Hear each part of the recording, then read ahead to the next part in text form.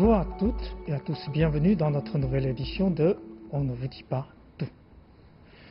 Pour les grandes nations, il y a toujours des mouvements dans son histoire, soit marquent l'esprit des gens, soit même changer la direction de l'histoire. En Europe, par exemple, il y a Lumière, il y a la Révolution, il y a le mai 68. Mais en Chine aussi, il y a tout juste 100 ans, le 4 mai, il y a un mouvement étudiant qui ont lancé un slogan très connu, la démocratie et la science. Ce slogan et ce mouvement a évidemment marqué l'histoire de notre pays. Alors aujourd'hui, pour commémorer les 100 ans de cette histoire, je suis très heureux d'inviter professeur Xu Tieping pour nous donner ses analyses sur ce mouvement qui, qui a en fait marqué notre histoire, non seulement à l'époque, même jusqu'à aujourd'hui, parce que la démocratie et la science, ces deux mots, jusqu'à maintenant, c'est toujours le sujet. Alors, avant de commencer, je vous invite à regarder un petit documentaire préparé par notre rédaction sur justement ce mouvement de 4 mai.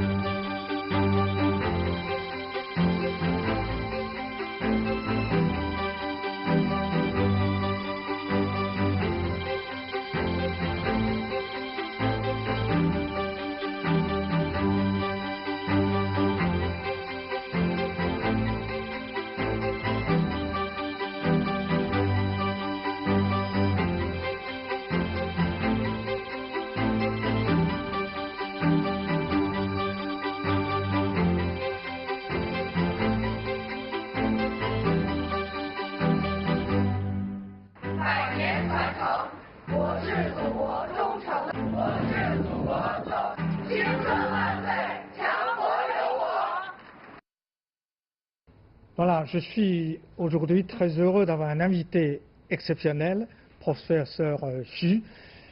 Vous êtes professeur, vous travaillez pour l'Institut des Relations Internationales.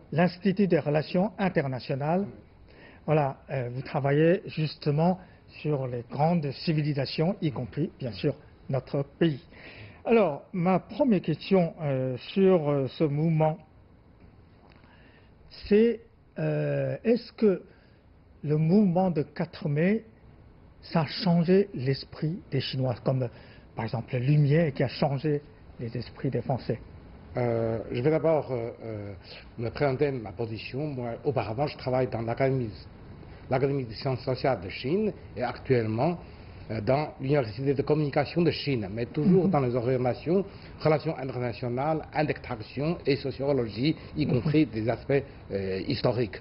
Oui. Bon, concernant le mouvement 4 mai, bien sûr, pour notre génération, c'est toujours un événement très important qui marque notre trajectoire nationale. Je pense, si on peut dire qualifier aujourd'hui, ça fait un mouvement de rappel, de réveil, de mobilisation, mais plus important, c'était surtout une sorte de réorientation sur le cap du développement et de salutation nationale. Je sais que vous avez fait vos études en Suisse. Je sais que vous connaissez bien l'histoire de l'Europe et l'histoire de la Chine. Justement, si on le compare entre l'Europe et la Chine, si je vous pose une question, le mouvement de 4 mai, c'est plutôt la Révolution française, c'est plutôt les Lumières ou plutôt le mai 68? Oui, une question fort intéressante. Moi, je pense que ce n'est pas une comparaison du même calibre. Finalement, c'est que par exemple, concernant la Renaissance, les Lumières, ce sont quoi? C'est des procédures de pluricentenaires. C'est un événement, je dirais, extrêmement long, qui a donné finalement certains résultats, comme la Révolution française, etc. Si on pense sur le fil de l'histoire, c'est une procédure qui, d'abord, ébranlait l'ordre théologique, mis fin finalement, je dirais, le système monarchique et une tentation d'établir le système de république. Dans cette procédure. Tandis que le mouvement, le 4 mai, c'est un événement s'inscrit aussi dans un long processus, dans un ordre, dans une circonstance dans la Chine qui se tombe dans le plus bas de son niveau de l'histoire, qui se réveille, qui veut se sauver de salutation. Donc c'est différent. Alors concernant les mouvements 68, comme je connais pas mal de 68 arts, moi je pense que c'est un mouvement de protestation, de contestation plutôt sociale, avec certains résultats, mais finalement qui n'a pas changé la nature du système socio-politique de l'Occident. Vous savez pourquoi je voudrais vous inviter, pas inviter un professeur de l'histoire chinois. Bien sûr, il y a la langue, le problème de la langue. Nous sommes une émission en langue française. Mais surtout, c'est ce mouvement, en fait, est provoqué, dans quelque sorte, par une négociation menée en France. La négociation après la Première Guerre mondiale. Donc, c'est pourquoi je voudrais qu'un professeur en langue française nous donne cette explication. Alors, à l'époque, la Chine était maltraitée, n'est-ce pas? C'est à cause de ça que les étudiants sont descendus dans la rue. Ça concerne finalement une certaine, je dirais, de causalité de l'événement. Quand on pense par exemple à la Renaissance, les Lumières et la Révolution française, etc., si on voit, ce sont quoi? C'est des événements, je dirais, endogènes.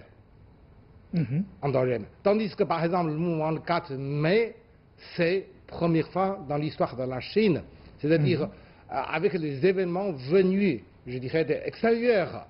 C'est que le corps social de la Chine a fait des réactions. L'un, c'est plutôt endogène, l'autre, c'est l'inverse. Et dans le cas, on peut dire, c'est l'ordre de Versailles.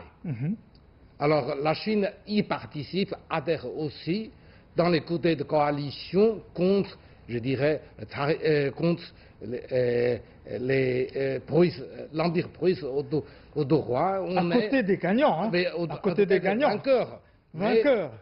Mais on est traité comme des pays, disons, très secondaires. Et on a sacrifié, je dirais, on a donné les privilèges, les faveurs dans la province de Shandong de l'Allemagne au Japon. L'Allemagne à l'époque était pays vaincu, le Japon est pays vainqueur. C'est là, moi je dirais... Et la Chine aussi pays vainqueur. C'est que le mouvement de 4 mai, on peut dire, oui, c'est une sorte de réaction. Mais le deuxième, c'est aussi important, que beaucoup mentionnent moins, c'est le réveil de l'Asie. Réveil de l'Asie. En effet, le mouvement 4 mai, ce n'est pas purement un produit national, un événement national, mais c'est aussi un peu 2 mois en avant, le 1er mai, c'est la grande manifestation en Corée, contre la domination japonaise, qui a vraiment fait, disons, circuler, diffuser ces idées de réveil de nation, de renversement, l'ordre de décolonisation. Et ensuite, mais aussi, ce que beaucoup mentionnent moins, c'est que ces événements du 4 mai a donné des échos aussi de même l'ordre similaire au Vietnam, en Indonésie. Donc ces événements de 1919 signifient aussi le réveil des anciennes colonies ou semi-colonies de l'Asie contre l'ordre établi par l'impérialiste. C'est le réveil de l'Asie, en fait. Réveil de l'Asie, à l'époque, dans le mouvement, on a lancé 2 slogans. démocratie et la science. D'abord, on va parler un peu de la science. Apparemment, la Chine, maintenant, est un grand pays de la science, hein. Huawei, par exemple, a lancé de la télécommunication de 5e génération, et c'est unique dans le monde. Et surtout, c'est que la Chine est leader mondial en communication quantique. La Chine aussi se posait sur la face cachée de la Lune. Donc, pour la science, la Chine a fait réellement beaucoup de progrès. Quand on répète tous les temps ces deux slogans, et aujourd'hui, je pense, si on va donner une vision, je dirais, postérieure, peut-être ces deux slogans sont très mobilisants, mais aussi parfois un peu simplistes. C'est comme tous les effets de slogans. Peut-être, disons, sur l'histoire, notamment, disons, à l'âge, je dirais, traditionnel, c'est-à-dire agricole, que du point de vue proprement dit de science, la Chine se trouve sur le pionnier, parmi les nations. Mais simplement, c'est à l'âge industriel. Alors là, si on voit des recherches de base, des sciences appliquées, on est de plus en plus en retard. Dans ce sens-là, comme vous dites, une fois, si on fait, disons, un bon arrangement, avec des institutions efficaces, alors que le rattrapage se réalise assez correctement et rapidement. Alors l'autre slogan, c'est beaucoup plus, disons, font des débats, comme inévitablement, c'est le mot de la démocratie. Le mot démocratie, c'est quoi? C'est une gouvernance par les populations, par le people ou le peuple, n'est-ce pas? Par le peuple, du peuple, pour le peuple. Oui, alors justement, démocratie, selon le critère occidental, les gens disent ah non, la Chine n'est pas un pays démocratique parce que la Chine n'a pas d'élection universelle, n'a pas de séparation de pouvoir, n'a pas de pluralisme, etc. Alors, mais du point de vue principe, c'est-à-dire gouverné par le peuple, du peuple, pour le peuple, quelle est la situation actuelle en Chine? Moi, je pense que c'est une notion à la fois, disons, nouvelle, mais aussi ancienne. Quand on pense, par exemple, sur certaines citations de Confucius et de Mencius aussi, sur la légitimité de la gouvernance, qu'on ne manque pas de ressources. Simplement, c'est qu'aujourd'hui, on dit que c'est la forme de gouvernance, la démocratie. Au moins, je pense que, par exemple, ce qu'on a réalisé, je pense, sur une certaine participation de citoyens, sur la légitimation à travers certains arrangements, par exemple, échelonnement, catégorisation, mais aussi canalisation et la forme de consultation ou de consensus. Alors, ces mots, ces jugements, souvent idéologisés comme dictateur, etc., n'est plus adapté à la réalité aujourd'hui. C'est un peu dans les estimations, disons, dans les jeux idéologiques. Si on voit par exemple l'autre, je prends surtout les deux types d'exemples qu'on fait les comparaisons. La démocratie en occidentale. Je ne dis pas des anciens liés avec la colonisation, avec l'impérialisme. Si on voit par exemple ce qui a fait, par exemple, occuper Wall Street, avec, vous êtes 1%, nous on est 89-10%, avec des crises, disons, ici et là, dans pas de pays occidentaux, notamment avec le montée de populisme. Moi, je pense que l'Occident n'a plus raison de se venger, de faire des éloges à même.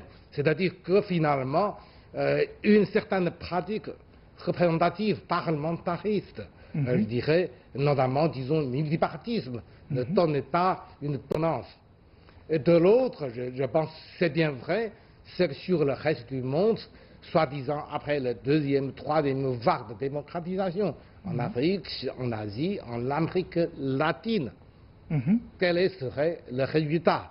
Ce n'est pas simplement sur le critère multipartisme, je pense que sur le degré industrialisation, informatisation, espérance de la vie, indice du développement, et que la Chine non seulement se trouve dans une position inférieure, mais souvent sur la position, disons, très pionnière.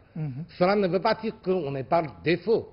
On savait que, par exemple, à travers un siècle d'expérience, vous avez, par exemple, tout de suite, après le mouvement, je dirais, du 4 mai, on cherchait un peu la fin du multipartisme parlementariste en Chine. On entend une ère, disons, de révolution, mais je dirais 70 ans avant, c'est après certaines luttes très âpres, souvent avec un coût humain assez fort. C'est que le nouvel ordre est établi. À partir de là, si on voit 70 ans d'expérience sur la trajectoire, sur pas mal d'indices, notamment des indices très importants, et qu'on n'est pas seulement toujours en retard. Non seulement on est plus avancé que la majorité des pays qui en voie de développement, mais je dirais que dans certains domaines, on est proche, voire dépassé, je dirais, des indices, souvent des paramètres utilisés par les pays occidentaux, notamment, je dis même sur les États-Unis. Vous pouvez citer quelques exemples? Je pense sur la criminalité, sur la sécurité, sur la prévoyance, sur l'assurance sociale, tout cela. Assurance sociale. L'éducation aussi. En fait, oui. À l'époque du mouvement de 4 mai, la Chine est presque, comment dirais-je, dans une situation désespoir. À l'époque, vous savez, la corruption, l'espérance de vie, les riches et les pauvres, etc. Vous avez dit tout à l'heure, tout mentionné. Mais aujourd'hui, après 40 ans de grand développement, tout d'un coup, la Chine commence à se voir aussi certains aspects négatifs qui reviennent, par exemple la corruption. Le Parti communiste chinois a lancé une vaste lutte contre la corruption. Il y a aussi les riches. Il y a une partie des gens qui sont devenus très riches. Il y a aussi d'autres problèmes, le prix de logement, problème de consulter le médecin, la difficulté de consulter le médecin, etc., etc. Alors les gens disent que peut-être on a besoin d'un nouveau mouvement de 4 mai. Qu'en pensez-vous? Je pense que peut-être si, par exemple, 30 ans ou 40 ans en avant, moi, je serais plus jeune, oui. J'aurais peut-être de même pensée. Alors qu'aujourd'hui, quand on passe, si on lit suffisamment l'histoire, si on observe la trajectoire de beaucoup de nations, et finalement, on trouve c'est quelque chose d'accompagné, bien sûr, aux aspects négatifs dans les trajectoires, dans le développement de l'humanité, quel que soit le système, que ce soit sur la période, disons, Athènes, l'Empire romain, je dirais de grande dynastie en Chine, etc., que ce soit l'ordre monarchique, républicain, l'impérialiste, ces gens, moi, je dirais ces phénomènes de corruption, de détournement, a pu tout voir, c'est quelque chose de lacune, c'est une sorte de cancer de l'humanité. Donc la recette, c'était surtout institution efficace de mesures appropriées. Et si on reste, par exemple, comme le prisonnier de fétichisme, je dirais, du système, alors on devient, moi je pense, comme on dit, oui, alors changer l'ordre, changer le système. Là, je pense que c'est plutôt sur les mesures concrètes, sur les institutions, la bonne gouvernance, qui ce sont des recettes efficaces contre ce fléau, je dirais, d'accompagnement éternel de l'humanité. On parle souvent maintenant, quand on commémore le centenaire de mouvement 4 mai, on dit toujours il y a un esprit 4 mai. Alors, pour vous, que représentent ces esprits de 4 mai?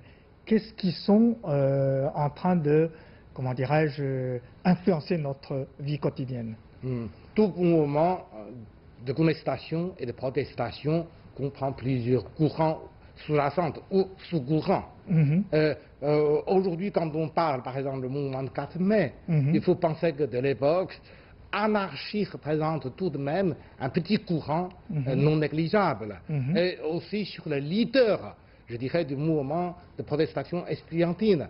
Pas seulement une partie des gens qui rejoignent, qui deviennent les fondateurs ou des premiers dirigeants, première génération communistes, du Parti communiste, mais aussi des nationalistes aussi. Et certains leaders sont finalement deviennent un peu de traîne nationale sous l'occupation japonaise.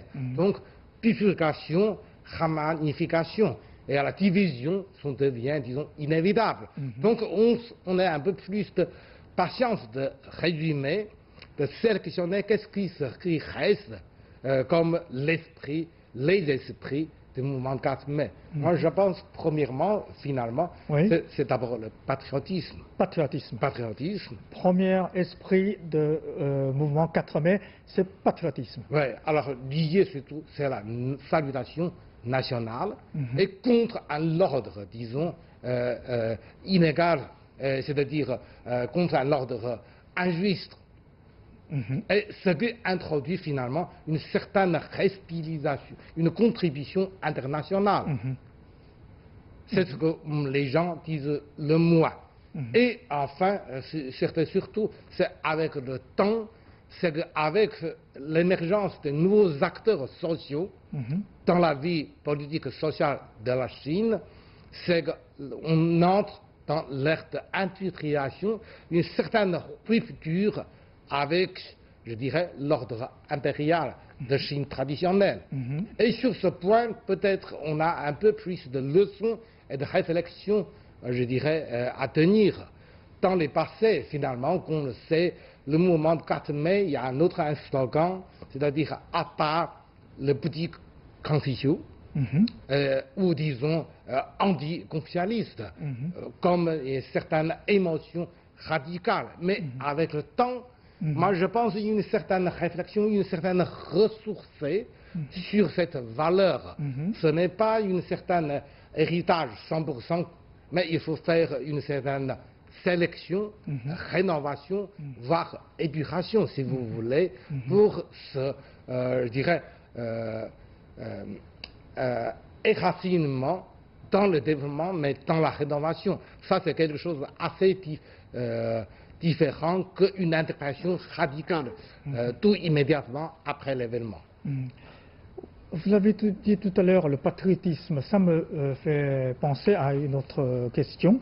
Justement, à l'époque, la Chine est injustement traitée comme un pays vainqueur, mais il est obligé de céder une partie de son territoire de la main des Allemands aux mains japonais. Cet ordre, à l'époque internationale, était très injuste. Je me pose la question, aujourd'hui, est-ce que l'ordre mondial est juste? Justement, la Chine n'est plus un pays qui peut se laisser traiter ainsi comme après la Première Guerre mondiale. La Chine, maintenant, est la deuxième puissance économique du monde. Alors, quel est le devoir de la Chine face à ce monde qui n'a pas un ordre juste? À l'échelle peut-être mondiale, l'ordre reste encore très inégal, malgré certaines améliorations. Bien sûr, la Chine devient la deuxième puissance, mais comparé à son, disons, apogée historique, on n'est pas encore. De l'époque, par exemple, pendant un millénaire, on est à peu près, je pense, un quart ou un peu plus de population qui représente à peu près, pendant très très longtemps, un tiers de PIB mondial. On n'est pas encore à cet ordre. Donc, quand on voit aujourd'hui l'ordre, ce n'est pas seulement la Chine, je pense qu'on dit solidarité sud-sud. Des pays, disons, en voie de développement, des pays émergents, etc. La tâche reste lourde. Et deuxième, vous mentionnez très raison, aujourd'hui, on devient beaucoup plus puissant, riche, solide. Quand on fait la contribution, ce n'est pas la répétition ce que les pays, les anciennes puissances coloniales avaient fait. Là, il s'agit surtout d'une transaction hégémonique. Mais la façon reste toujours la même. Expansion, domination, exploitation. Et là, c'est là que moi je dirais la contribution, c'est qu'aujourd'hui on formait une autre façon de voir. Ce n'est pas une succession d'hégémonie. Vous montez, l'autre qui descend, bla bla bla, je deviens nouveau maître. Non, c'était surtout comme initiatives dans la route de soie, dans la ceinture, etc., etc. C'est gagnant-gagnant, c'est-à-dire essayer de trouver, je dirais, des avantages comparatifs. Un destin commun de l'humanité. Alors, bien sûr, c'est difficile, c'est pas si facile à se faire, mais c'est assez différent. Finalement, je pense que oui, une sorte de contre-exemple sur le modèle occidental dans le développement. Vous savez, il y avait une dizaine d'années, lorsque j'étais en France comme étudiant, à l'époque, j'ai participé à la commémoration de bicentenaire de la Grande Révolution française. Alors, j'imagine, actuellement, on est en train de commémorer 100 ans de mouvement de 4 mai. Une question, on ne peut pas ne pas poser, c'est où va la Chine? Tout à l'heure, vous avez déjà répondu partiellement une partie de cette question, mais dans votre réponse, vous avez dit une chose très intéressante. La Chine n'a pas encore... le PIB de la Chine n'est pas encore un tiers du monde. Effectivement, apparemment, vous attendez que la Chine retrouve son gloire de son passé, c'est-à-dire qu'il devient une vraie grande puissance mondiale. Alors, je voudrais vous demander, votre imagination, le moment de bicentenaire de mouvement de 4 mai, quelle sera la situation de la Chine? Si vous voulez, c'est-à-dire qu'il y a l'ordre, je dirais, de l'ordre communiste, capitalisme, et l'Union soviétique avait joué quoi? Le bouleversement, le remplacement. Alors qu'aujourd'hui, avec, je pense que les atouts disposés dans la Chine, on prend une autre façon. C'est-à-dire, ce n'est pas, je dirais, que remplacement révolutionnaire, renversement immédiat de tout ce qui est du ras-le-bol. Mais c'est-à-dire, on est de temps, on fait de réajustement, on fait de rénovation pour mieux corriger, disons, des aspects négatifs ou injustes de leur établi. Là, c'est assez différent. Dans ce cas-là, on devient plus, disons, innovateur et formulateur sur l'ordre. C'est différent, premier. Et deuxièmement, moi, je pense aujourd'hui, surtout avec interaction dans le processus de mondialisation, le pays ne peut tout simplement développer tout seul. On est numéro 2, numéro 1, on représente combien de pourcentage. Mais plutôt, ce sont des intérêts mutuels entre vous et moi, disons, mieux croisés. Dans ce cas-là, c'est une sorte un processus de tissage, je dirais, sur le corps socio-mondial. Ça, c'est différent. C'est une approche, je dirais, assez nouveau, moins idéologisée. Plutôt, par exemple, avec la notion gagnant-gagnant. Ça, c'est différent. Ça, c'est différent. Peut-être sur ce point-là, je pense que la ressource traditionnelle de notre culture pourrait enrichir, pourrait nous faciliter cette tâche, disons, à accomplir. Voilà. Bon, espérons-le. Notre culture, notre tradition pour enrichir cette pensée mondiale. Bon, merci beaucoup. Et peut-être on ne peut pas attendre le bicentenaire de mouvement de 4 mai, mais quand même on peut espérer. Merci professeur Xu et merci d'être venu, merci de nous donner toutes ces explications sur ce moment important de notre histoire. Merci et merci aussi à nos chers téléspectateurs. Merci pour votre patience, merci pour votre fidélité.